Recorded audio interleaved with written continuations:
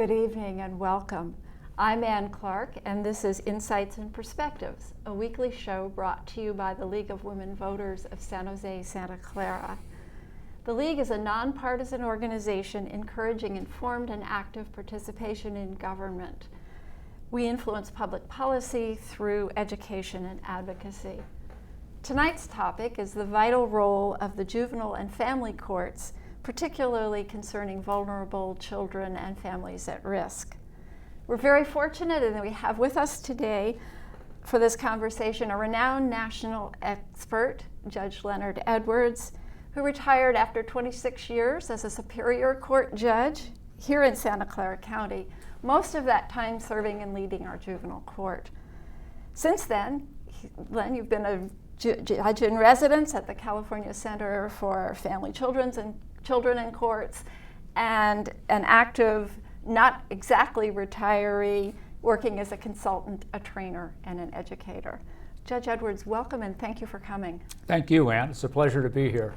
Now, looking at your professional life and that long history, you've been dedicated for a long time to working to improve the outcomes for children and families, and particularly those people who must appear in our courts.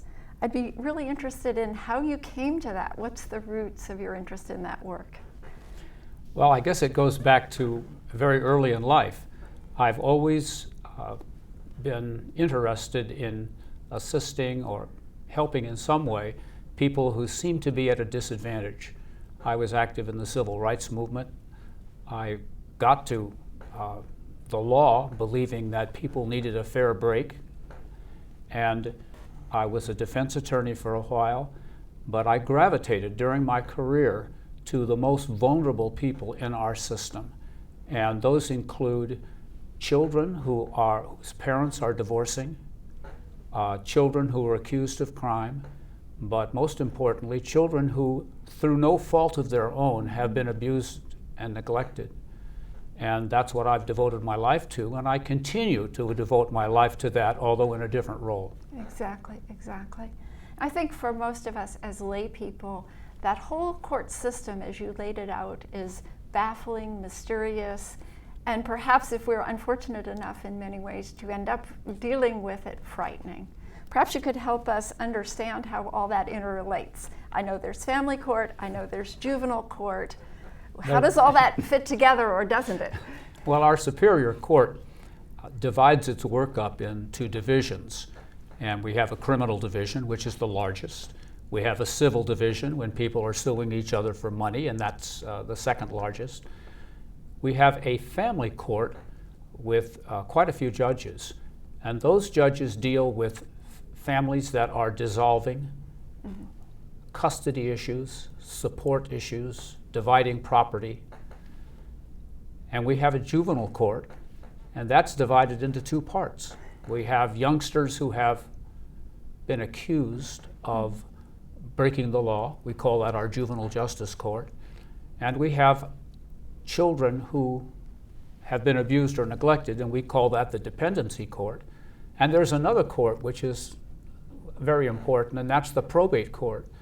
And in those cases, a family loses someone through death, and then the rest of the family tries to put the pieces back together financially. And there are also custody cases when someone dies. So that you can enter our Superior Court through one of many doors. And children, which is the focus of much of my work, are very prominent in family, in juvenile, and in probate courts. And I would think those, because perhaps children are involved, are particularly emotional kinds of circumstances. There's no question about that. I think that the overlaying emotion in family court is one of hostility. That people are angry with that marriage that they thought was going to work is not working. The overall mood in dependency court is one of sadness. To see children come in who have been maltreated and to try to put them on a path to a successful life. And that's a great challenge, but it's worthy of our community and worthy of all communities to try to put these children in a loving, supportive family so that they can have a fair chance to live a full life. Exactly, including if it cannot be their own birth family. Absolutely. A family means, first of all, a natural family, the biological family, if possible. Then relatives, if possible. And the last choice is an adoptive home. But it's the permanence of that home, whichever one it is, that's the most important. And how does the court go about dealing with this question of first looking at, can the child go home? And second, if not, where? Well, you're actually asking me to explain the entire dependency law, but I'm glad to do that. Certainly. I'll make it brief. Have a try. Our policy, our national and state policy is that biological parents are the starting point. We try to place children with one or the other. We give the family a period of time to rehabilitate, but that time has to be limited because children can't wait. Their timeline, their sense of time is very different from an adult's. Exactly. And so we give the family a period of time, and if they cannot rehabilitate, we've been looking for relatives throughout that period. And we look for a grandmother, an aunt, or an uncle, and that's the second line of preference. And then if that falls through, then these children end up in foster care and hopefully into an adoptive home. Foster care is not an end. That is not a positive outcome. Although we have wonderful foster families, we look upon them as temporary. We want something permanent because children need a permanent home. Exactly, exactly. We might then segue into talking a little bit about the foster care system, because that is something that gets a fair amount of press, I would say probably mostly negative, and seems to be just rife with problems. Well, I don't look upon foster families as negative in any way. These are people who open their home to children who need a home, and many of them have those children in their home for years. Right. It's just, we need them. We need more foster homes. We need them because we have abuse and neglect cases arising every day, unfortunately. But once you're in a foster home, the system, my system, the social services agency, we're trying to work to get that child back to the family, the mom or the dad, to a relative, or to an adoptive placement. Because when a child ages out, and that's a technical term, but what it means is when a child leaves the foster care system, there's very little support for that child. In fact, that has been the most significant change in California law in 50 years of child abuse and neglect law. We have, through one of our local legislators, we passed and the governor signed AB 12, which now means that foster care can go to age 21. Wow. And that is a marvelous result because we have data that shows us that a child who is supported till age 21 has a much better chance of being successful in life. And I might say, as a parent and now a grandparent of people in that age frame, the notion that an 18-year-old is really ready to go fly on his or her own is maybe ludicrous, would be too good a word. I don't think any parent would disagree with that. Exactly. So I'm glad to know that that change has occurred. Perhaps I think more people are familiar with what an adult court looks like. If nothing else, we see them on television. How does a juvenile court, should I come into one, look different from that? Well, the juvenile dependency court is like no other court in what it looks like. I ran pretty much an open court. I would have people in there every day watching unless the case was extremely sensitive. I think the biggest difference is around the table, and I had a semicircle with attorneys and parents, there might be 8 or 10 people. And if you go into a civil case, there might be 2 people, right. A criminal case, a prosecutor, a defense attorney, and a defendant. But in the dependency court, there might be 8 or 9 people, mother, father, child, if the child's old enough, and each one with an attorney. Social worker and an attorney for the social worker. Right. And if you have multiple fathers, as happens in many cases, you add 2 more people, that right. father and that attorney.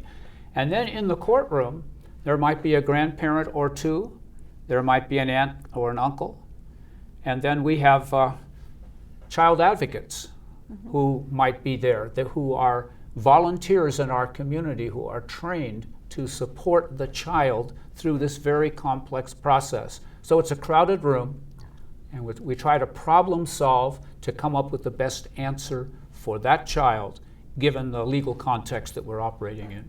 So it sounds like your role, or the role of the juvenile court judge, is very different from that role in the adult court. Yes, if nothing else, much more involved. Yes, it's something that I've been writing and speaking about for more than 25 years. And I believe the juvenile court judge's role is a significant one in the community. It's the most responsible role for educating the community about what's going on in the court, because the juvenile dependency court, by law, is confidential. And the public is not permitted in unless the judge permits it. And I was very open about that, and I think some of the judges here in our county are, but it's very controversial, and some judges won't let anyone in. Some states have a totally open juvenile court, and some do not. But I think that it's important to educate the community about how we're spending our limited resources about these children. If you go to death row in San Quentin, you're going to find that those children were dependent children of the court 25, 30, 40 years ago. In fact, I know that there has been research that tracks that. That's right. And that a professional belief perhaps is that whether it's dependent or delinquent really depends on when does the system interact with this family, and not so much what's the behavior of the individuals involved. Well, that's another big development. It's not as important as the one I described earlier. But the question is, well, are these children in the justice system, are they any different from the children who've been abused and neglected? Right. And the answer is, in many respects, they're the same children. And because of legislation that I helped sponsor a few years ago, we now have the probation department, which serves the justice court. Correct. And the social service agency, which serves the dependency court, working together. For years, for decades, they did not work together. But now we have protocols in every county in California so that we have our professionals working together to decide which court is better, will serve these children better. Not just what's the behavior, which I think really was the focus before. Yes. We're going to take a break now. I suppose in a non-commercial program, this is what amounts to a commercial. We have a fun fact. Let's see if we can figure out the answer to this question.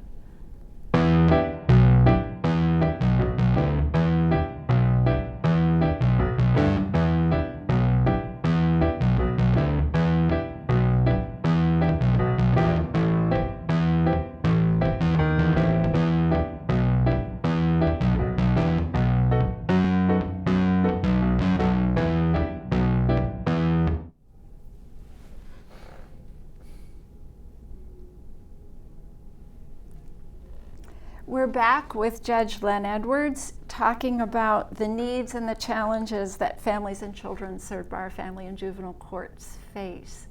Now, I know over your long career you have been responsible for, advocated for, pushed for, ordered, I think, since you're a judge, more innovative programs than any one person could possibly dream up. Are there ones you'd particularly like to highlight, ones you think are particularly effective? Well, it goes back to the role of the juvenile court judge, who I believe should organize the community around the needs of children. And indeed, California is unique in having a standard of judicial administration which tells juvenile judges to do just that. And I had a hand in making sure that that was a part of our law.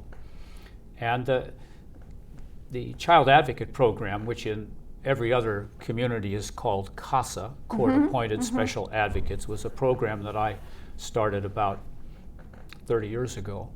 And at one time it was the largest such program in the country. And it trains volunteers to speak on behalf of these children as they go through the system. There is not a child advocate for every child, but we try to have one for every child that the most serious cases. These are the heroes and heroines in our community. I admire them, and I meet with them. In the community, if someone will come up to me and say, I was a child advocate, I want to hug them. Yeah. And indeed, I am married to a former child wow. advocate. So you are, in fact, I hugging am. them. That's right. They have an enormously positive impact upon these kids who are out of their home and don't have someone who is smart enough and educated enough to come into court and really talk about their needs. And they just have one child for one advocate. Wow. So that's a great Wow. program. Wow. I started a program called Kids in Common, which is a child advocacy group in Santa Clara County. It's now headed by Dana Bunnett, and it's a powerhouse of an advocacy group. I'm so proud of what she's doing as our executive director, and I'm one of the co-chairs of the lead committee there. She's organized 60, 70, 80 community leaders, has a conference every year. Conference comes up next month. Kids in Common. You can go on the web and see what they're up to. I had a hand in persuading the Board of Supervisors to get attorneys for the different parties in the dependency system. And when I started, there was one attorney in the court, and little by little, we have built it up so it's there are 4 or 5 attorneys in these cases, and they're all needed. Right, right. And actually, when you mentioned the child and the child advocate, that's very helpful, because I pictured this table when you were describing it, or semicircle of adults, and one poor little kid, and all these grown-ups. Well, we also, in Santa Clara County, have a mediation program, which I started against some pretty serious, all these things had resistance, but Exactly. One of the things you do if you're a juvenile court judge and you really believe it's the right thing to do, you provide leadership, and that's what I was able to do. The mediation program sends families into a private room to discuss the situation and to come up with the best answer rather than fighting it out in court. Yeah, In court, we yeah, have an yeah. adversarial process, and that's bad for families. There's no Certainly question bad about for that. children to see Well, and be part of. My husband was the child in a nasty custody case as a very young child, and I still hear about it. That's right. That's right. It's a lifelong, lasting experience, and what we want to do is send it to the mediation people, and we have a great record. This has been going on for more than 20 years. 80% of the cases that we send in there, as tough as they are, come out with a full resolution. Wow. Yeah, Wow. and our program is, well, all these things that I'm talking about have spread around the country. Right, right. I started several conferences, and the biggest one is a statewide conference called Beyond the Bench, and it's the largest conference in California, and it started about 25, 30 years ago, and the idea was to bring people together so that we could talk to each other and understand each other and not be hostile or afraid, but build relationships, because relationships will result in better problem solving and better results for those kids. There are other innovations and other things, some of which I stole from my colleagues around the country. I've been very active. I've trained in 48 states and 13 foreign countries. My gosh. I think I have some good ideas, and I want to spread them around. And I have my own website, and I write books. Yes, we actually have the website on the screen part of the time. Now, I know of some programs that I knew of as adult programs that I know you push to have be part of juvenile process as well. Things like drug courts, things like That's right. domestic violence, which I think the first time I heard, I thought, how does that relate to kids? And then found out, of course, that it does. We are the number one county in the country in working with domestic violence issues. And that's because we were part of the Green Book Project, of which I was one of the national leaders. And we brought the social service agency and the domestic violence advocates and the juvenile court judges and law enforcement together and developed the best protocols and the best way to deal with violent families. And that's just been a hallmark of Santa Clara County.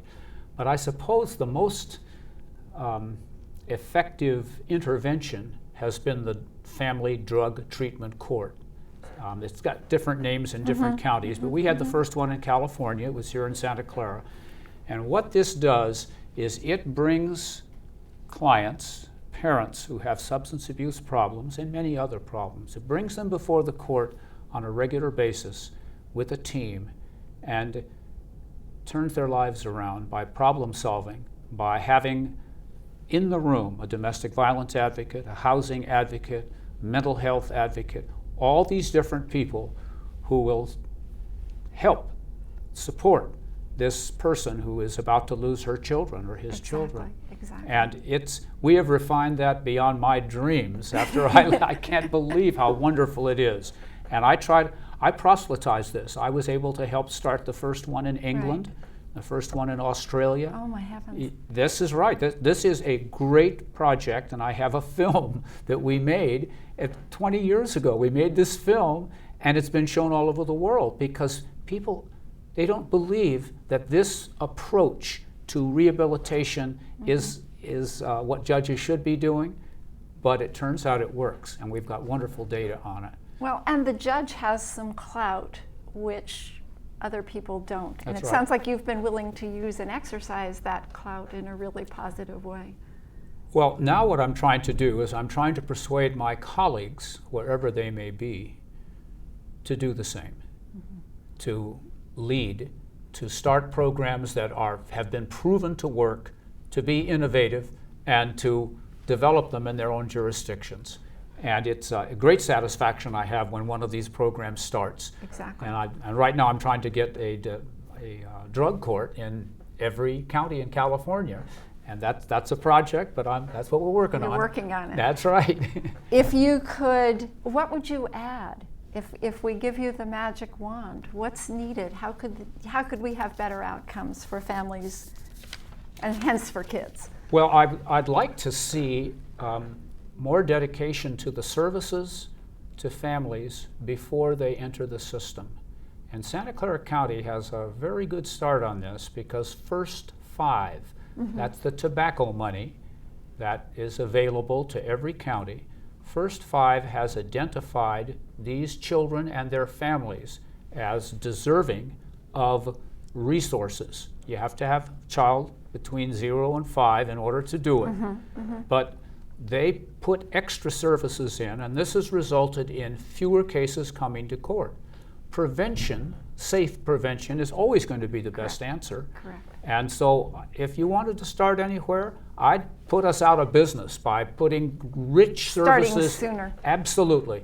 Let's prevent it, because once a child is removed, it becomes much more difficult. Exactly. It's much more Exactly. Well, and the difficult. trauma to the child is enormous. Absolutely.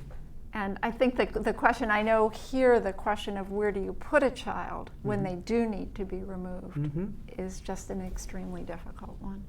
You don't read about it in the newspaper, but the most significant event in our community that's not reported is the removal of a child from a family. Yeah.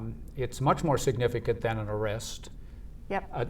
We don't have much sympathy for an adult who breaks the law and goes to jail. Right. But I have sympathy, great sympathy, and understanding about the needs of a child who's removed from parental care and placed with strangers.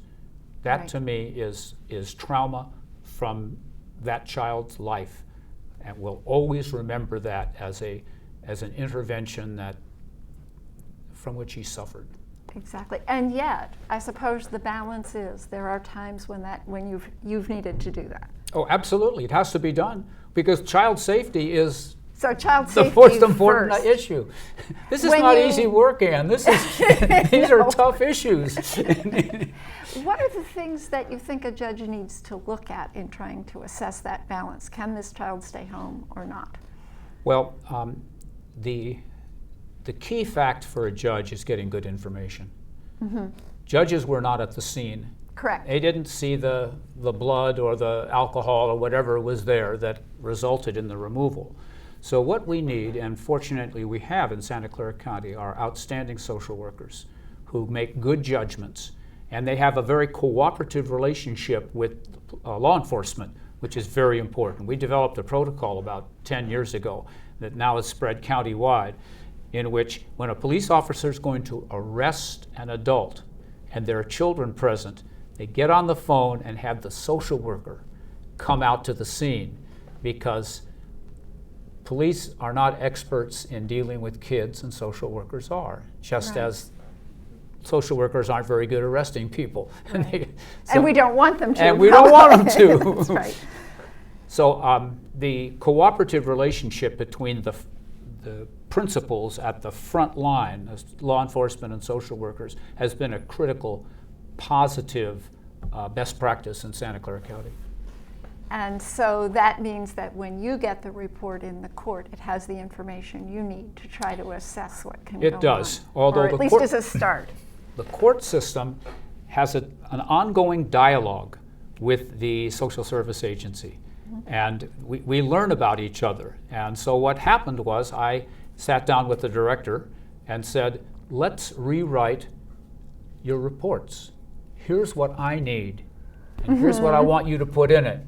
And they say, well, we have to do this. I say, fine, do this, but here's what I want. And you better have that in there, or they're going to go back to you, and I'm going to ask these questions in court. Correct. And so the dialogue which takes place lets the social worker know that when I'm at the scene and I'm about to remove a child, these are the things I need to know. Okay. And I think we're going to have to leave it there, thinking that we could have at least another half hour and learn more. For more information about the League, to make a comment, ask a question, and perhaps we can get Judge Edwards to answer it, or to join us. Our website is lwvsjsc.org, League of Women Voters of San Jose, Santa Clara. And Judge Edwards, I can't thank you enough, not only for this conversation, but for all that you do for our families. Well, thank you, very Ann. much. It was a pleasure to be here today. And people can email me if they want to. That's and right, I'll we be have your glad to website as answer any well. questions by email. I'm no good on the telephone, but I'm really good with email. Well, and it's a wonderful tool. Thank you very much.